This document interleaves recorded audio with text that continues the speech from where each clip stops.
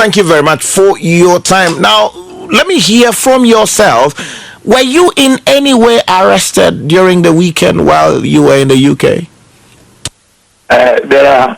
Good evening to all your listeners. Good evening. I mean, this is something that is baffling me. If the British government comes out with such a statement, then what do I have to say again?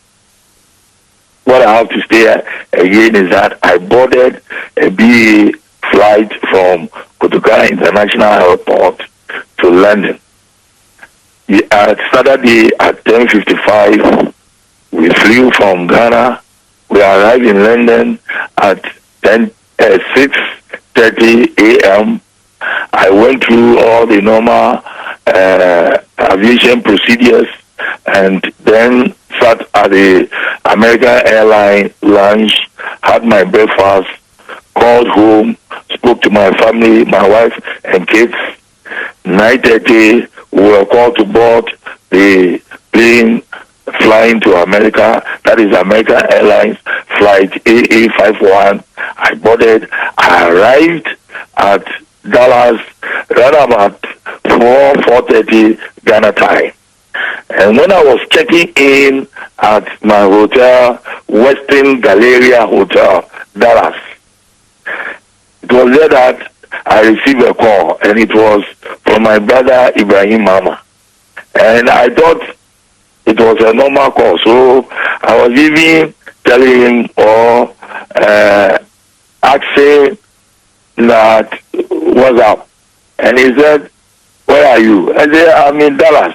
He said, "What are you doing in Dallas?" "Oh, I'm on an MP mission with another board member to inspect a factory that is having some business doing with National Petroleum Authority."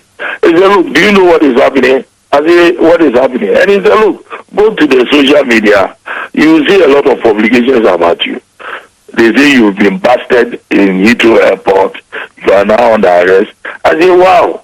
So I hurriedly configure my phones and make sure that I was online, and I started receiving calls and then responding to various tweets and WhatsApps. And this is what I know. So you were not at any point arrested, escorted off the plane, questioned while you were in the UK? I have not been accosted. I have not been confronted by any UK police or agency. I arrived at UK exactly 6:30 at Terminal 3, and I had to, climb up to the lounge to have a rest.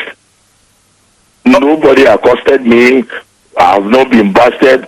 Money on me is even about $1,400.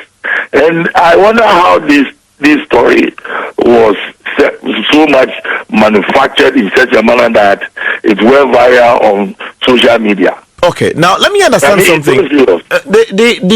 The stories that were circulated sourced a certain person who was seated allegedly in the same compartment of the plane as your good self. It was suggested that you were seated in the business class session, were you? Yeah, I was in the business class session. They have this, what we call double-decker type of a plane. So I was at the top. I forgot even my seat number unless I go through my documents. But yeah, I was up there. I never saw anything. Nobody asked me anything. The plane took off 10:55 p.m.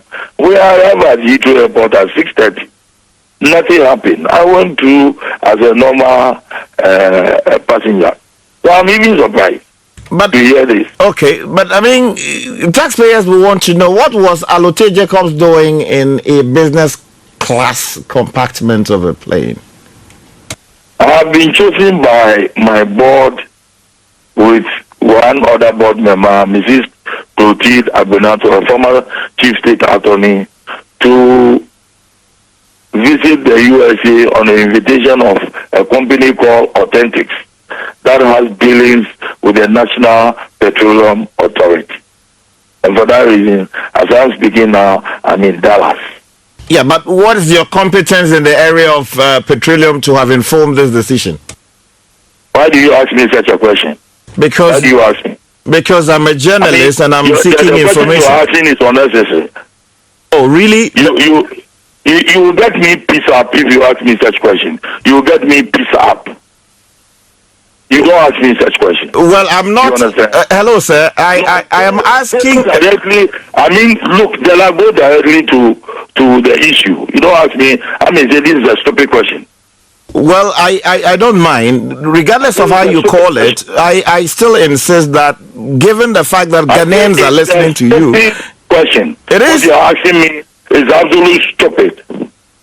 Just go straight to the issue about the story that went viral. Period. No, of course you are there.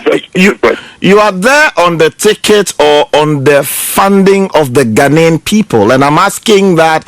And I'm saying that you're asking me a stupid question. In other words, you will not answer the question. It's a stupid question. What do you do with the MPA, sir? I'm a board member of MPA. So is it routine that board members of the MPA use business class tickets to fly out of the country?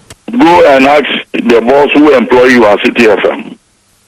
Well, the boss who employed me at City FM doesn't look into public accounts. I mean, you are a public officer, and to that extent, you should be able to tell me. Ask him about what is corporate governance.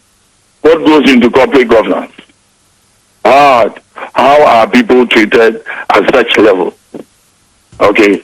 You should have asked those questions before asking me such questions. Well, I am speaking to a chief of staff letter that was circulated around the various ministries, departments, and agencies, restricting only ministers to, business class tickets. All other officials are not to be treated the way you are telling us you have been treated. Can you explain why? I say I was invited by the company that has a dealing with National Petroleum Authority. That hasn't answered my question, sir. The chief of staff issued a circular that specifically. I was invited by the company that has a dealing with National Petroleum Authority. I don't have a problem with that, but I'm asking you to speak to the facts as we know them. The chief of staff, Mr. Julius Debra, had issued a circular, widely circulated, which we exclusively publish here on City FM. I have been invited. I was chosen by the board on the invitation of Authentics, the company that is footing the bill. Understand? So who is footing the bill? The government of Ghana or the company in the US? Authentics. It is the company that is footing the bill. Company in the US? Yes. For how long are you going to be away? I'm in Dallas for a week. I'll arrive again in Ghana on the 5th of June.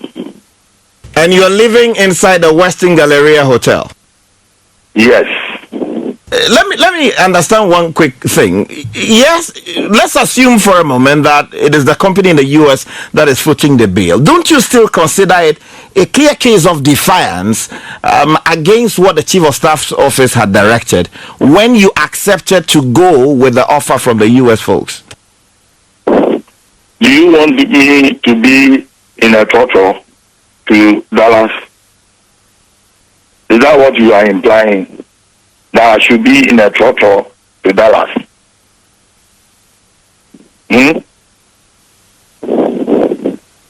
That has not answered my question, sir. It has answered your question. Next time, just go and purchase a trotro vehicle or a plane like a trotro, so that I bought that plane to Dallas. Anyway, very finally, sir, what do you think would have informed the actions that people took, circulating widely this information about you, which has so far turned out, according to the reporting false? You might know, since you are part of them, you might know. Meaning what? Meaning that you might know. For that reason, you asked me this. I would might have informed those people. You might know. So do your investigation. You are a journalist. Anyway, thank you very much, Mr. Allotey Jacobs, for talking to us. He is the Central Regional Chairman of the NDC and a member of the